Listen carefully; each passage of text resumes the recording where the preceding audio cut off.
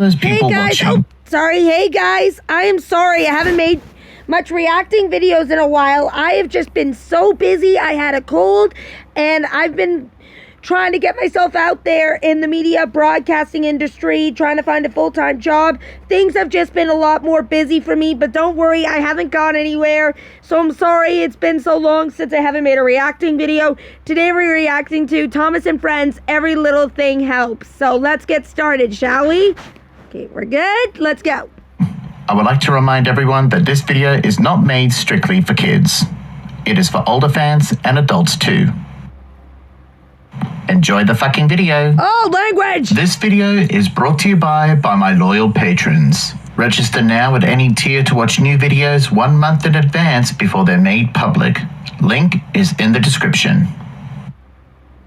The European theatre of the Second World War was declared over by Churchill after Germany had surrendered unconditionally.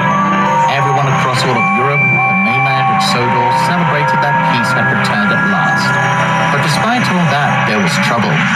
After 6 ravaging years of the war effort and with the effects of the Great Depression, the railway was in dire need of repairs after such neglect.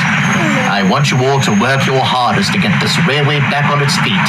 Topham Hatt said to his engines proudly. Yes, sir, they all said, and went to work at once.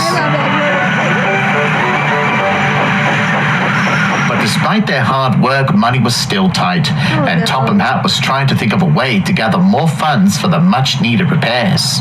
Sadly, he couldn't think of any solution, and so, after a long and tiring day, he closed up his office and went to the station to catch his train to Wellsworth. Oh no, poor guy. He was passing the newsstand when the shopkeeper called out to him and said, "Sir, have you seen the book about your engines?" "A book about my engines?" he pondered. "No, I haven't." The shopkeeper then took out a small rectangular book with a bright yellow dust jacket. I still have a big book of Thomas and Friends stories. Hang on a second. See, I have Thomas and Friends, the Royal Engine book, and I also have Thomas the Tank Engine book, and if you look in the inside, it has all the classics on the inside. So yeah, I have 2 of these books. Totally love the stories. They're awesome. Let's continue. On the cover were 3 engines, 2 looking happy and 1 sad. These don't look like my engines. I gotta read the books again now. Inside the book, he saw some stories that he remembered many years ago, such as Henry being bricked up in the tunnel, Edward coming out of his shed, and Gordon being stuck on his hill, and Edward and Henry pulling Gordon's train after he had burst his safety valve. He then saw the name of the author under the book's title, Reverend W. Audrey? Ah, yes, he was my publicity manager during the war. I wonder why he's written a book about my engines. I hear it's selling well on the mainland, sir. I heard that lots of children who bought this are interested in your engines. The publishers had even asked who wouldn't love these engines? Hello? Who wouldn't love these engines? me to see if they were real, sir. You have given me a wonderful idea, replied Topham Hatt, smiling. He gave the shopkeeper his money and raced away to his train back to Wellsworth. Please don't if you ever visit the island of Sodor, I just hope this doesn't get to the engine's heads. You know what I mean? And are interested in the stories from the various railways, then you should visit the Railway Archives. It's a treasure trove of stories over the years with all of the engines across the island of Sodor, big or small. Let's take a look at all the stories. One of my favorites is at the end where Henry, he got himself out of the tunnel, and like it says right here, would you like to be blue or red? He's like, would you like a new paint coat? And he's like, I'd like to be blue and red like Edward. And in the picture, you see Henry being painted blue, and I just think that's so cool. These stories are everything. I love these stories so much, and they just mean everything to me. Are a blast from the past for the engines of Sodor. Liz W. Audrey is a great author, and I love Edward. Edward was so cool, and he is still so cool. Emily, though, will always be our favorite. I know Emily wasn't in the books, but I like Emily. I even have a pillow of Emily, like, right here.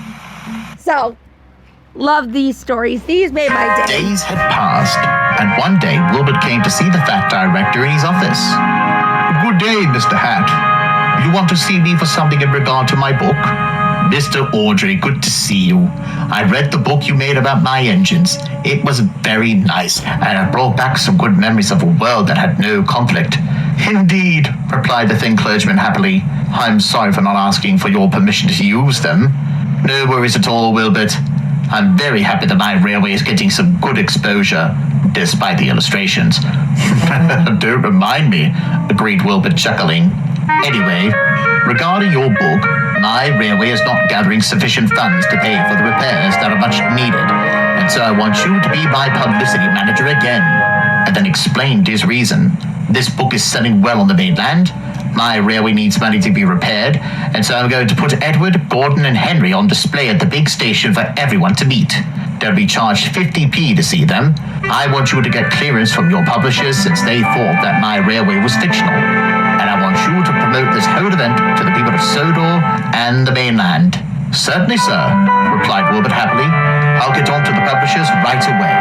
Excellent, Wilbert, replied Topham happily. After much negotiation. So if this place was real and I did get to meet Edward, I wouldn't lie. I'd love to meet Edward if he was real. Like, I'm sorry, I would die. They got the clearance from the publishers, and both men began to draw up plans on how to gain this event's much-needed attention. Later, the plans had been set, and Edward, Gordon, and Henry were gathered at the big station. I wonder what the fact director called us for, questioned Henry. He soon got his answer. What in a book, sir?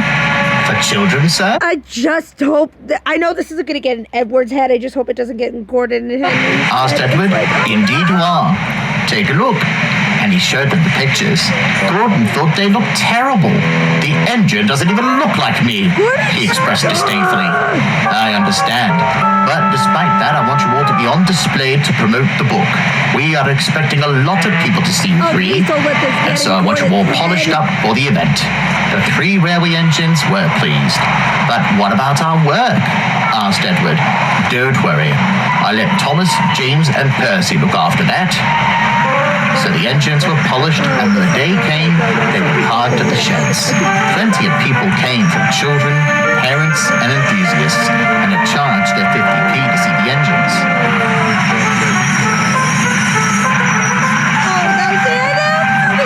They've got their books signed by the thin clergyman as well. The event carried on for a few days until it was time for the engines to get back to work. The fat director and the thin clergyman looked over the money that they had made. Sorry, I thought something bad was going to happen because of the way that guy's face looked. It's like, oh, no.